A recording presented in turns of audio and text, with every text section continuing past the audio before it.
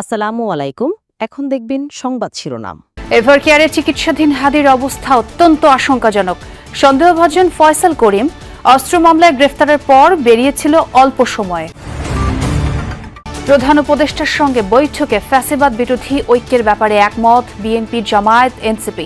সর্বদলীয় প্রতিবাদ সভা করবে দলগুলো। চট্টগ্রাম, ঢাকায় দুই প্রার্থীর ওপর হামলার ঘটনায় ফায়দা লোটার চেষ্টা করছে অনেকে। মন্তব্য তারেক রহমানের। নিজেদের মধ্যে মতপার্থক্য কমানোর আহ্বান। সম্মুখ সারির জুলাই যোদ্ধাদের বিশেষ নিরাপত্তা দেবে স্বরাষ্ট্র মন্ত্রণালয়। ভোটারদের মাঝে আতঙ্ক তৈরি করবে টার্গেট কিলিং শঙ্কা সম্ভাব্য প্রার্থীদের। মুখপাত্রের ওপর সন্ত্রাসী হামলার প্রতিবাদে শাহবাগে ইনকিলাব মঞ্চের বিক্ষোভ। রাজধানী সহ সারা দেশে বিএনপির প্রতিবাদ কর্মসূচি। হাদির ওপর হামলায় ভোট সুষ্ঠু হওয়া নিয়ে শঙ্কা নির্বাচন বিশেষজ্ঞের।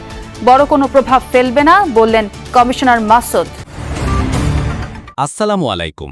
এতক্ষণ দেখছিলেন সংবাদ শিরোনাম, এখন দেখবেন বিস্তারিত।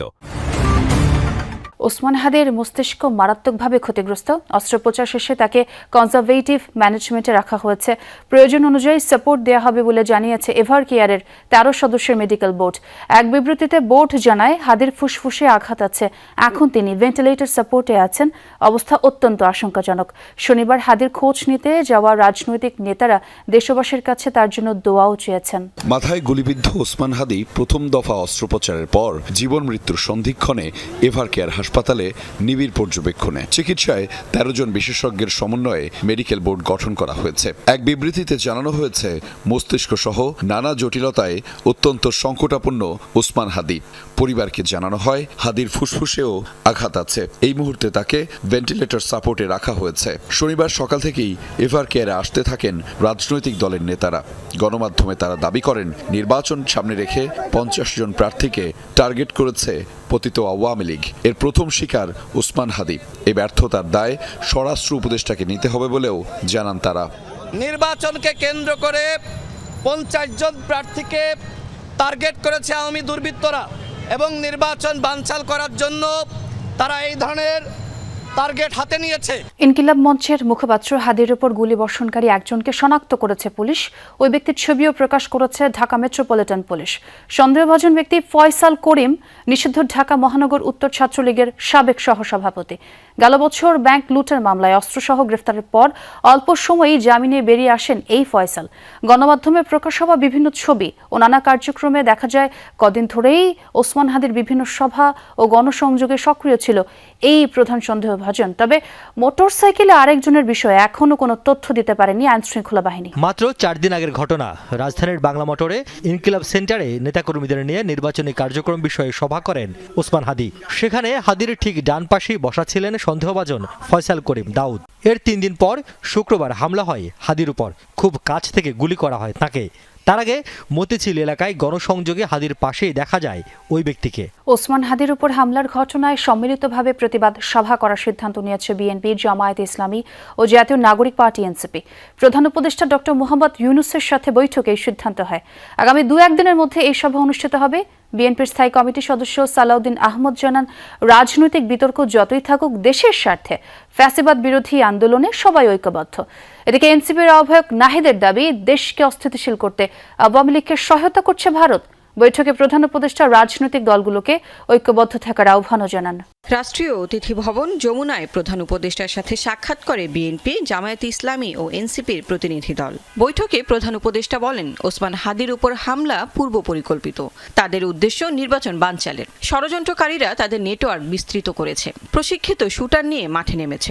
শুধু সরকার নয়, দল মত নির্বিশেষে সবাইকে সতর্ক ও ঐক্যবদ্ধ থাকার আহ্বান জানান তিনি। বৈঠক শেষে গণমাধ্যমের সাথে কথা বলেন বিএনপি নেতা সালাউদ্দিন আহমদ। বলেন, হাদির উপর হামলা বাংলাদেশের উপরে হামলা।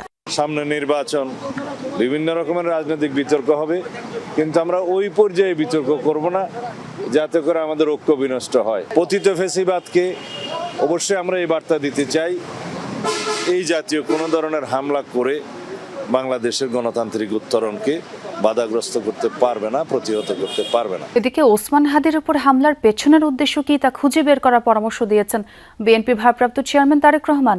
অনেকেই এই হামলা থেকে ফায়দা নেওয়ার চেষ্টা করছে বলেও মন্তব্য করেন তিনি। দেশ করার পরিকল্পনা অনুষ্ঠানে লন্ডন থেকে যুক্ত হয়ে কথা বলেন বিএনপির ভারপ্রাপ্ত চেয়ারম্যান তারেক রহমান। আরও যুক্ত করে বলেন, নিজেদের মধ্যে মতপার্থক্য না কমালে তা দেশের জন্য ভালো ফল বয়ে আনবে না, আর ক্ষমতায় গেলে বিদেশের দক্ষ কর্মী পাঠানোর ব্যবস্থা করা হবে বলেও জানান তিনি।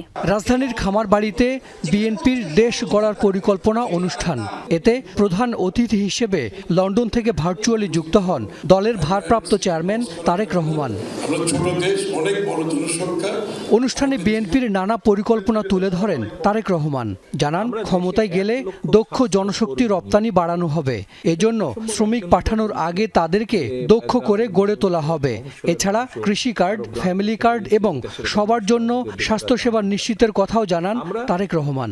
হেলথ কেয়ারার অ্যাপয়েন্ট করব। শহীদ জিয়ার সময় পল্লী চিকিৎসক একটা ভেরি পপুলার একটা মানুষ ছিল, এক গ্রুপ নাম্বার অফ পিপল ছিল।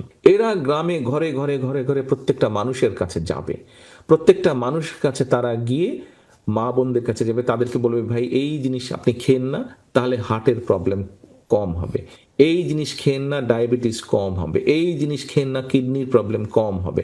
এরকম ভাবে তাদেরকে বুঝাবে এবং ছোটখাটো অসুখ যেটা ঘরে বসে সেরে দেওয়া যায় সেই চিকিৎসা ব্যবস্থা আমরা তাদেরকে শিখাবো, সেই ওষুধপত্র পর্যন্ত আমরা তাদেরকে দিব। ওসমান হাদি গুলিবিদ্ধ হওয়ার ঘটনার প্রেক্ষাপটে জুলাই আন্দোলনের সম্মুখ সারির যোদ্ধাদের বিশেষ নিরাপত্তা দেওয়ার সিদ্ধান্ত নিয়েছে স্বরাষ্ট্র মন্ত্রণালয়। হাদি হত্যা চেষ্টায় জড়িতদের গ্রেফতার করতে ঘোষণা করেছে 50 লাখ টাকার পুরস্কারও। এ সময় স্বরাষ্ট্র উপদেষ্টা জানান, ফ্যাসিস্ট সন্ত্রাসীদের ধরতে শুরু হচ্ছে বিশেষ operation devil hunt phase 2। Tarique রহমানের নিরাপত্তার শঙ্কা নেই দাবি করে উপদেষ্টা বলেন, বিএনপির ভারপ্রাপ্ত চেয়ারম্যানের সর্বোচ্চ নিরাপত্তা নিশ্চিত করা হবে। ইনকিলাব মঞ্চের মুখপাত্র ও ঢাকা 8 আসনের প্রার্থী ওসমান হাদি গুলিবিদ্ধ হওয়ার ঘটনায় প্রশ্নের মুখে আইনশৃঙ্খলা পরিস্থিতি সংকটময়। এমন অবস্থায় শনিবার ছুটির দিনে সচিবালয়ে স্বরাষ্ট্র মন্ত্রণালয়ের আইনশৃঙ্খলা সংক্রান্ত কোর কমিটির জরুরি বৈঠক। স্বরাষ্ট্র উপদেষ্টার সভাপতিত্বে অনুষ্ঠিত বৈঠকে উপস্থিত ছিলেন নিরাপত্তা উপদেষ্টা সহ সেনাবাহিনী, পুলিশ, বিজিবি ও বিভিন্ন গোয়েন্দা সংস্থার প্রধান ও ঊর্ধ্বতনরা। তফসিল ঘোষণার পরদিনই এ ধরনের ঘটনায় নির্বাচনকালীন সার্বিক আইনশৃঙ্খলা পরিস্থিতি নিয়ে আলোচনা হয়। স্বরাষ্ট্র উপদেষ্টা বলেন, হাদির উপর হামলার ঘটনায় জড়িতদের কেউ ছাড় পাবে না। আগামী 48 ঘন্টার মধ্যে ইনকিলাব মঞ্চের মুখপাত্র ওসমান হাদির উপর হামলাকারীদের গ্রেফতার করা না হলে অন্তর্বর্তী সরকারের বিরুদ্ধে আন্দোলন শুরু হবে, এমন হুঁশিয়ারি দেওয়া হচ্ছে বিক্ষুব্ধ নাগরিক সমাবেশ থেকে। হত্যাচেষ্টা প্রতিবাদে সোমবার কেন্দ্রীয় শহীদ মিনারে সর্বদলীয় সমাবেশের ডাক দিয়েছে ইনকিলাব মঞ্চ।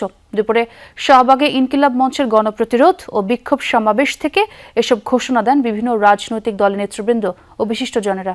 ওসমান হাদিকে হত্যা চেষ্টার প্রতিবাদে শাহবাগে ইনকিলাব মঞ্চের ডাকে শনিবার দুপুরে বিক্ষুব্ধ নাগরিক সমাবেশ ও গণপ্রতিরোধ কর্মসূচিতে অংশ নেন বিভিন্ন রাজনৈতিক দল ও সংগঠনের নেতাকর্মীরা। ওসমান হাদির উপর হামলার ঘটনা নির্বাচনে বড় কোনো প্রভাব ফেলবে না, নির্দিষ্ট সময় হবে ভোট, দায়িত্ব পালনের শক্ত অবস্থানেই আছে ইসি, জানিয়েছেন নির্বাচন কমিশনার আব্দুর রহমান এল মাসুদ। টেলিফোনে যমুনা নিউজকে তিনি বলেন, আইন শৃঙ্খলা পরিস্থিতি ভালো রাখতে সচেষ্ট হতে হবে আইন শৃঙ্খলা বাহিনীগুলোকেই। আর এই ঘটনা ব্যাপারে যে নির্বাচনের পর কোনো খুব বড় একটা প্রভাব ফেলবে এটা আমরা মনে করছি না। আমরা মনে করতেছি যে আমাদের সতর্ক থাকতে হবে, আমাদের আইন শৃঙ্খলা আরো বেশি জোরদার করবেন, আর নির্বাচন ইনশাল্লাহ নির্দিষ্ট তারিখে হবে বলতে পারি যে আমরা খুব শক্ত অবস্থানে থাকবো।